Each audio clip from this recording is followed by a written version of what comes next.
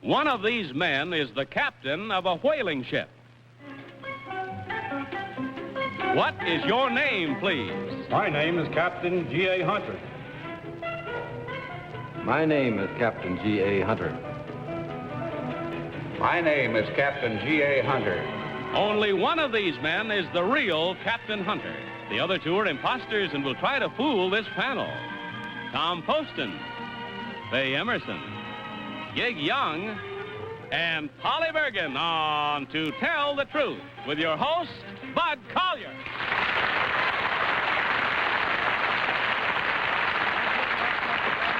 Tell the Truth. Brought to you this week by Helene Curtis, makers of fine beauty products, creators of Endon Dandruff Treatment Shampoo, and Helene Curtis Spray Net, regular and super soft. Gig Young on our panel tonight, as most of you I'm sure already know, is the star of Under the Yum Yum Tree, a big hit on Broadway. And Gig, it's a great pleasure that we welcome you to our show tonight. Thank you, Bud. I hope you enjoyed as much as we enjoy having you here. Thank you. Now, panel, will you please open your envelopes for the first time tonight, take out your affidavit cards, and follow along with this first one as I read it. I, Captain G.A. Hunter, own and operate 2 of the 5 whaling ships still sailing under the United States flag. From mid-April to mid-October, we hunt whales off the coast of California. The whales we harpoon average 60 feet in length and weigh more than 50 tons. Each of our boats takes about 100 whales in a season. Signed, Captain G.A. Hunter.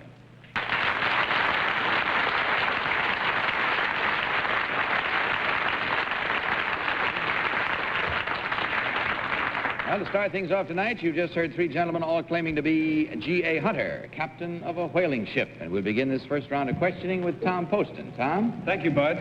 Either none look like they have an outdoor complexion, or they all do. I can't tell. Let's see. Number 1, what does flensing mean? Flensing is taking the blubber off of a whale. You see, that's one question I know about whaling. Unfortunately, it's the only one you... Well, I asked you once before. Now they know, so they tell them right away. Does this mean that you're a flens? A blubber taker? Number 2, what is the cry for sighting a whale? There she blows. And number 3, what is the term you use for hitting a whale with a harpoon? What's that called? Striking it. And number 3, you're so smart. Tell me, what powder load do you use in the harpoon gun? Oh, about 200 milligrams in the head, the explosive head. No, you're talking... Faye? Well, you used my question. Thanks, Tom. I have some more. Where do you get these Pass them questions? over. When you're flensing, number 1, what kind of instrument do you use in flensing? It's a knife. Oh, a handle with about a 4-foot handle on it and about a 15-inch blade. Number 2, how long does it take you to strip the blubber off a whale after you land them? Oh, about 2 hours. Number 3, what is done with the blubber until you render it? Until we render it? There's not much delay, I guess, between stripping it and rendering it. You do it right there on the boat? Not on the boat, no. Oh. Number 1, how much oil would, let us say, an average whale of, say, 60 feet in length give you? Oh, about 60 tons. About 60 tons. Gig Young, please. That's a lot of oil. Number 3, what is your home port? Richmond, California. Richmond, California. Richmond, California. Number 1, what is your home port? Richmond. Well, I guess 2 would go with that too, wouldn't he? 2? I wouldn't bet. Richmond. Richmond. When you're whaling, number 1, when you're whaling, how many weeks do you stay out before you hit port? Oh, sometimes it's only a few days. A few days. Number 3. Catch a whale, bring it in. Oh, you bring them in individually. Polly. Number 2, what are knees? Oh, I think you'd find them as braces in a ship. Number 3, the doohickey that squirts up in the air. What is...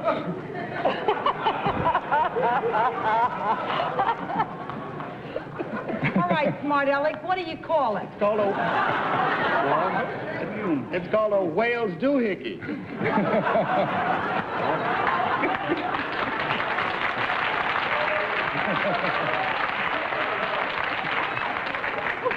All right.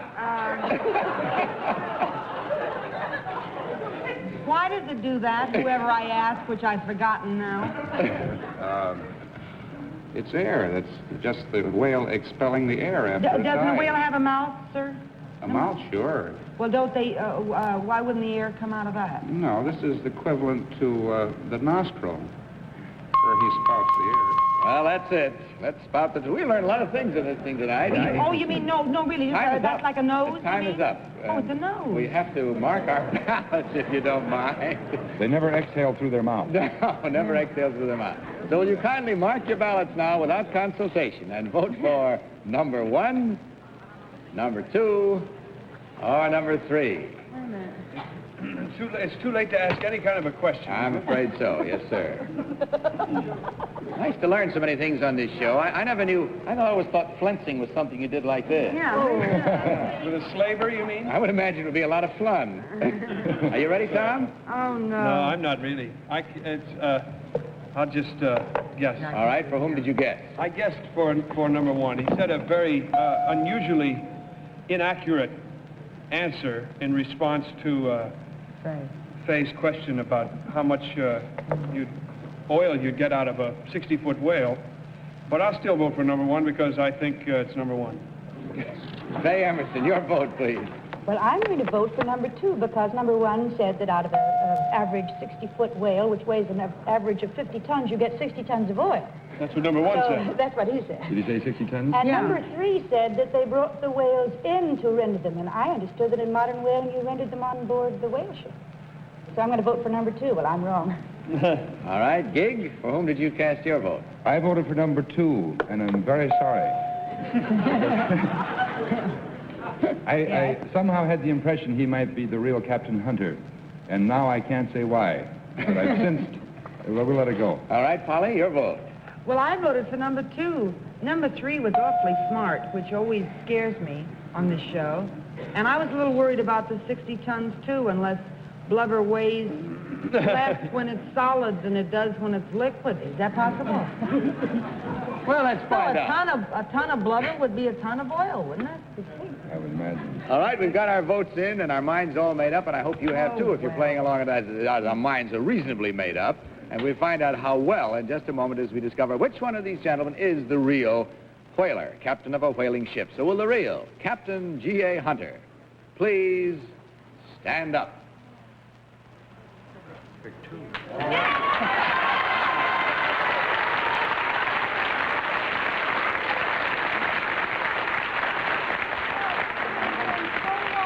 Thank you, sir, very much. Well, the panel started off real smart tonight. And number 1, let's find out about you. What do you really do, and what is your real name? My name is Vernon Krause, and I'm a lithograph artist for Consolidated Lithographs on Long Island.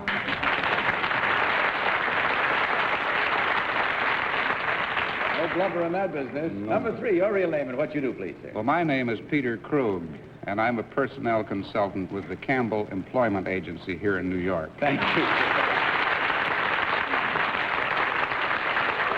Check our score, and as I remarked before, the panel started off with a good deal of smartness tonight. They have 3 right. That leaves only 1 wrong at $250 from Helene Curtis, but of course a gift box of fine beauty products from Helene Curtis for your ladies. Thank you, gentlemen, very much. Hope you had fun. It was a great pleasure having you here. Good night. Good luck to you. All right, panel, let's meet our next team of challengers.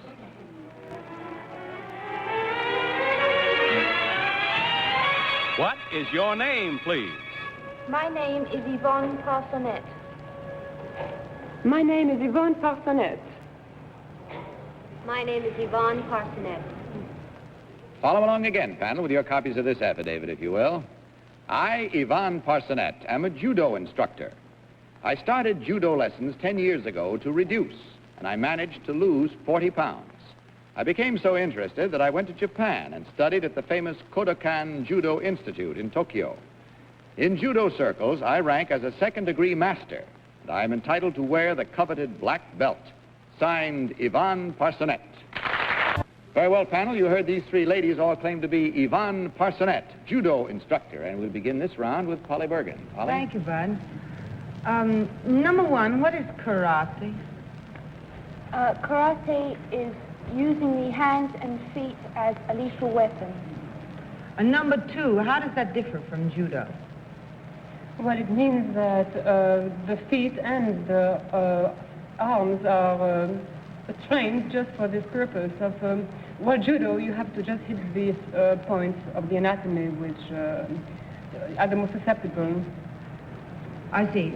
Number three, are there many other women who hold a master's degree, either first or second, in judo? Yes, women usually have, they go up to third dan. Most women go to third dan if they're, have any dans. Tom? Oh, thank you. What are the degrees, number three, I'll ask you, what are the degrees of the black belt? How many black belts are there? When you get to the black belt, you are at first dan. You wear the black belt up into the fifth dan, then you wear a red and white striped belt, which covers up to the ninth dan, and the 10th dan, you're privileged to wear the red belt. Thank you. Number two, maybe you can tell me what a bund is in the Orient. No, I'm sorry, I don't know. Number one, do you know what a bund is in the Orient? No, I don't know. Maybe you can tell me, number one, where the largest department store in Tokyo is located. It's on the Ginza. Number three, what does Ginza mean? Ginza where all the stores are. It's like a main Fifth Avenue would be in New York. Faye? What is the actual principle of judo, number one? It's the art of using your opponent's strength against him. Is it necessary to be strong to learn judo, number two? No, strength is not important. Number three, do you actually ever hurt anybody when you're practicing judo? You're not supposed to. Judo is supposed to be the gentler of the arts. You're not supposed to, but you can get hurt. Number one, is it true that most police women are taught judo? I don't know. Number two, do you know? Yes, they are taught judo. Gig. Number three, is Jimmy Cagney somewhat of an expert in judo? Yes, he is. He's privileged to wear the black belt. I don't know what dan he is. I think he might be a second dan. I'm not sure what dan, but I know he's privileged to wear the black belt. I never knew that. I'll stay away from him.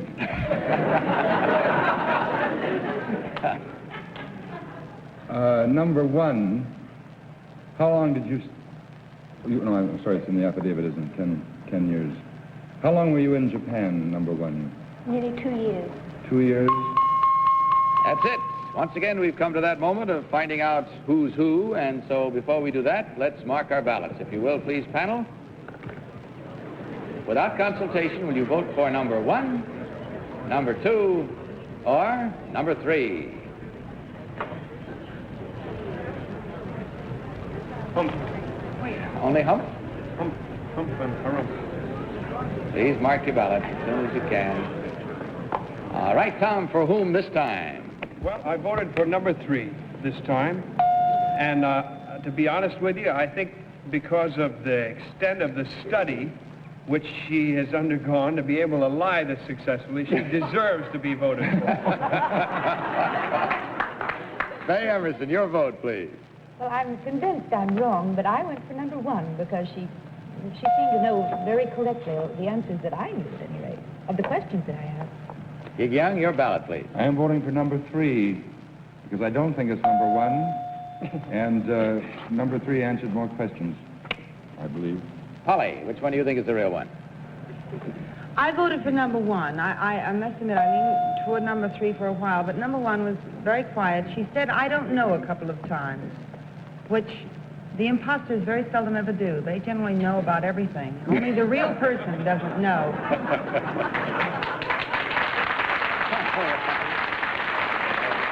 In our own particular line of reasoning, we have cast our ballots, and we come now to our own special moment of truth when we determine which, in this case, of these three young ladies is the real judo instructor. So will the real Yvonne Parsonette please stand up? Oh.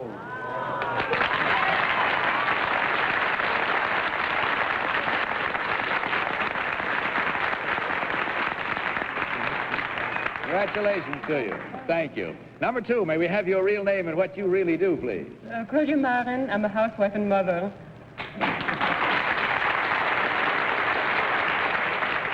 And number 3, your real name and what you do? My name is June Bear. I'm a restaurant manager for Johnny Ray.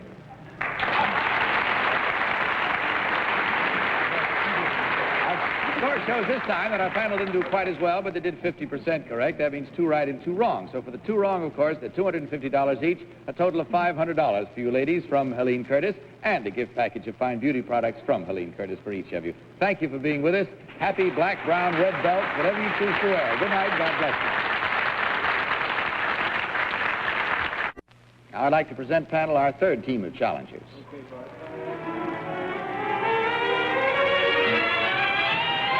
What is your name, please?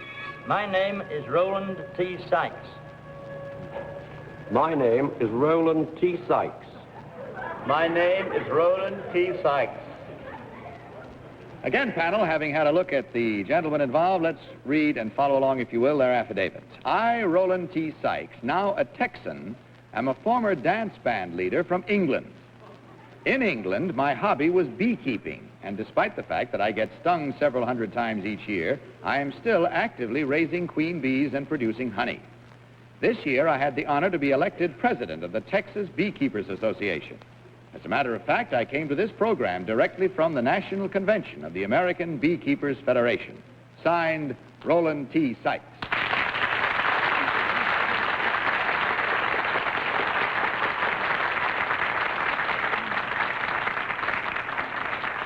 Three gentlemen this time, admitting to be in a dangerous occupation and claiming the identity of Roland T. Sykes, beekeeper. And we'll start with Faye Emerson. Faye? Oh, dear.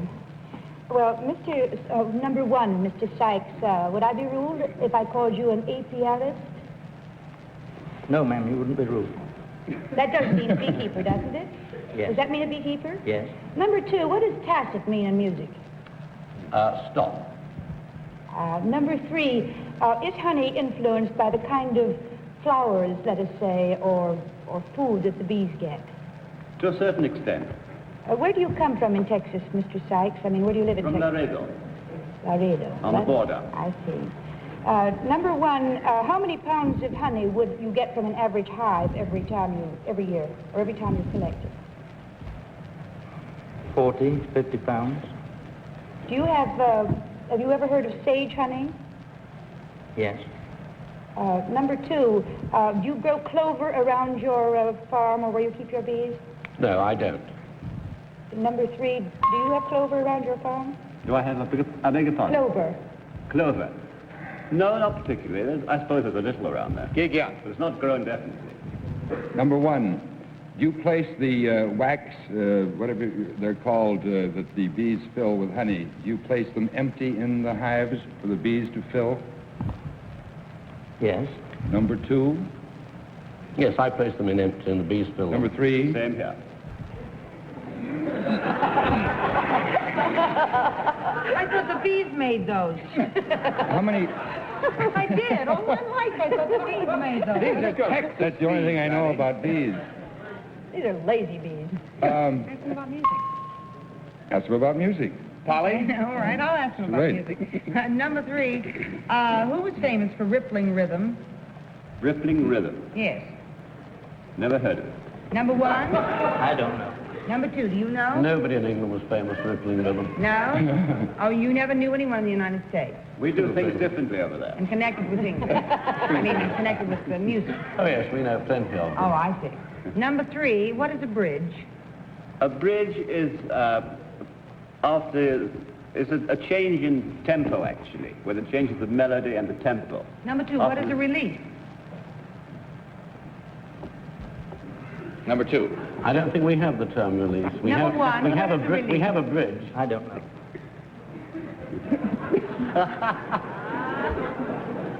Number 1, do you read music? Yes. Number 2, do you read A music? little. You do? Number 3, No, I don't read music. you don't read music. I do everything by ear. You do everything by ear. Yes. I see. Tom Poston, please. Be bright, Tom. This is the most blatant I've ever seen. The contestants. They're obviously enjoying lying so much. Well, I wouldn't mind. All three of them are enjoying it. Well, let me see if I can pin some. Number one. Watch yourself. Number one, what is a chorus? What constitutes the chorus of a song? In what manner? Well, we'll start with bars. How many bars is a regular, ordinary song made up? The average song? 32. And how is that broken down in terms of the song? I mean, is it just 32 bars straight through from beginning to end, or are there 4 bars of one thing and 4 of another? Or how does it break down? Splitting it up, you mean, into sections? Yeah, well, I'll try that. Well, he out-talked it, Tom, if nothing else. Right down to the finished bell. And it's time, once again, to vote on the smallest possible amount of information. So, without consultation, will you mark your ballots, please, as best you can, and vote for number 1, number 2, or number 3. Honey, you all. Okay, everybody mark? Yeah, you ready? Tom, yes. For whom? I voted for number 4.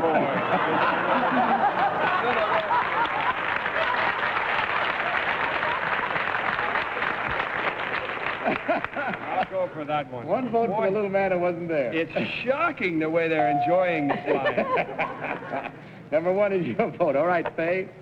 And I voted for number 2, but I really do think they're disgraceful. They're all too bright. Number 2 because they knew some of the answers. They're all too bright? They're all too bright. Oh, they're all pretty good liars. After all, you never know what can happen if you're stung 100 times a year. Gig, your vote. I found number 1 and 2 impossible, so I voted for number 3. And Polly, which one did you select? I felt the same way about 2 and 3. Well, number 2 didn't know what tacit was. Number 3 didn't know what a bridge was. Number 1 had never heard of a release. And but I thought perhaps release might be an offbeat term for England. Number 1 at least had the most decorum of the 3 of them. So I sort of was stuck with him. Stung with him is the expression Yes. here. All right, there we have it. Now, the bees are all in the hive, making honey like mad, and let's open it up and taste it and see which one tastes like the truth as we discover which of these 3 gentlemen is the real beekeeper. Will the real Roland T. Sykes please stand up?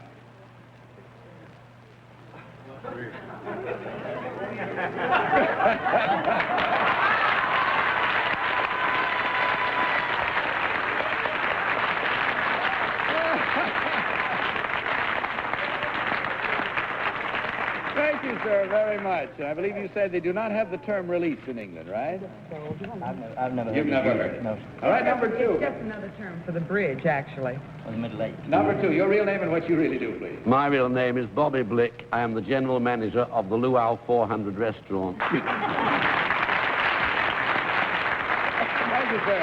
And number 3, your real name and what you do, please. My real name is Harold T. Riddle, and I'm an associate of Sam Schulman, and we are national sales distributors for Reliable Pillow Company. Thank you, sir.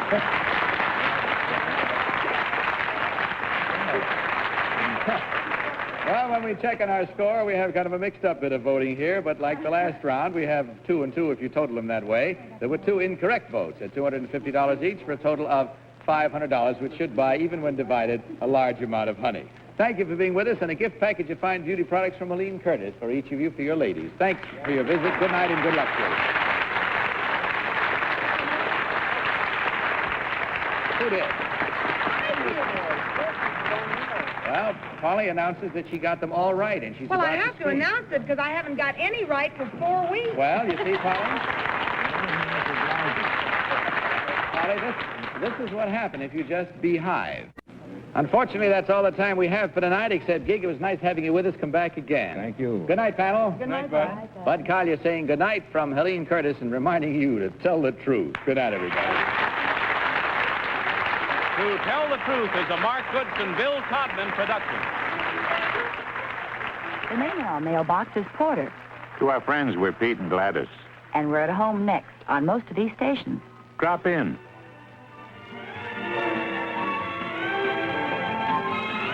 To Tell the Truth has been brought to you tonight by Helene Curtis, makers of End and Dandruff Treatment Shampoo and Helene Curtis Spray Net, regular and super soft. Johnny Olson saying goodnight from To Tell the Truth. The program was pre-recorded.